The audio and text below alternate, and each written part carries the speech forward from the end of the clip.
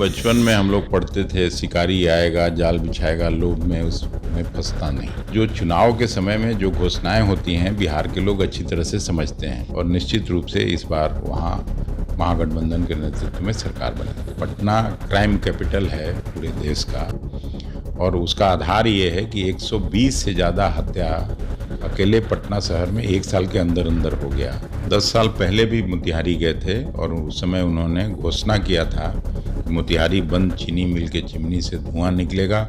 नमस्कार, live cities देख रहे हैं आप। मैं हूं आपके साथ धीरज सिंह। इस साल के अंत में बिहार में विधानसभा का चुनाव होना है, उससे पहले मुख्यमंत्री नीतीश कुमार लगातार घोषणाएं कर रहे हैं। आज उन्होंने घोषणा की है कि प्रत्येक माह 125 बिजली यूनिट फ्री दिया जाएगा। हमारे साथ हैं कांग्रेस के वरिष्ठ नेता और राज्यसभा सांसद डॉक्टर अखिलेश प्रसाद सिंह। सर, कैसे देखते पहले तो जो घोषणा है नीतीश कुमार ने आज की है? बचपन में हम लोग पढ़ते थे, शिकारी आएगा जाल बिछाएगा, लोभ में उसमें फंसता नहीं।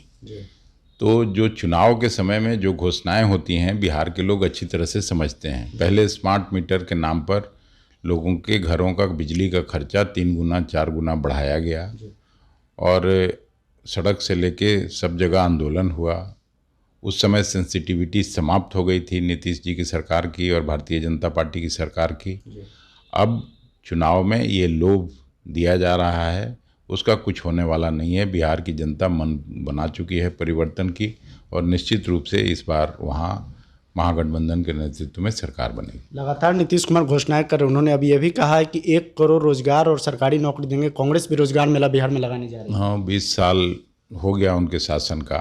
उसमें कितने लोगों को नौकरी मिली, रोजगार मिला और कितना पलायन रुका, ये सबको मालूम है। कांग्रेस भी लगा रही है रोजगार मेला। तो कांग्रेस तो पहले भी दिल्ली में भी लगा चुकी थी, ये बिहार में भी लगा रही है, बाकी राज्यों में भी लगाई। एक सवाल है सर कि लॉ एंड ऑर्डर को लेकर लगातार सवाल उठ रहा है। आज सुबह पारस हॉस्पिटल में एक मरीज को गोली मारकर हत्या कर दी गई। पहले तो कैसे देखते हैं जो घटना हुई? नहीं, अंदर घुस की गोली मारी गई और हम लोगों के नेता राहुल गांधी जी ने पहले ट्वीट करके कहा है कि पटना क्राइम कैपिटल है पूरे देश का और उसका आधार ये है कि 120 से ज़्यादा हत्या अकेले पटना शहर में एक साल के अंदर अंदर हो गया और हजारों हत्याएं भिन्न भिन्न भागों में, हर जिले में, हर प्रखंड में रोज हो रहा है और शासन प्रशासन कान में तेल डाल के सोए हुए हैं।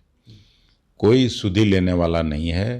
बिहार के लोग भगवान भरोसे चल रहे हैं। आखिर में एक सवाल है कि कल प्रधानमंत्री मोतिहारी दौरे पर जा रहा है। कहा जा रहा है कि 7,000 करोड़ के करीब जो योजना है उसका शिलान्यास और उद्घाटन करेंगे वहाँ। 10 साल पहले भी मोतिहारी गए थे और उस समय उन्होंने घोषणा किया था कि मोतिहारी बंद, चीनी मिल के चिमनी से धुआं निकलेगा और अगली बार मैं जब आऊँगा तो इसी चीनी मिल के चीनी से आपके साथ बैठ के चाय पीऊँगा। तो उसका तो कुछ हुआ नहीं। कई बार 1,25,000 करोड़ का वहाँ स्पेशल पैकेज, 1,80,000 करोड़ का पैकेज और कई घोषणाएं हुआ और सभी डपोरसंखी साबित हुई।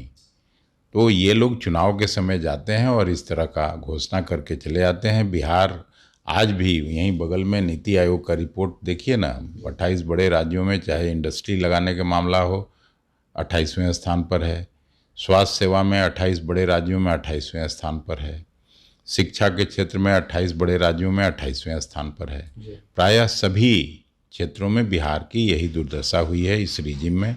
11 साल इनका और 20 साल एनडीए का रिजिम बिहार में। बहुत बहुत धन्यवाद। कांग्रेस के वरिष्ठ नेता और राज्यसभा सांसद डॉक्टर अखिलेश प्रसाद सिंह। दिल्ली से लाइव सिटीज के लिए मैं धीरज सिंह।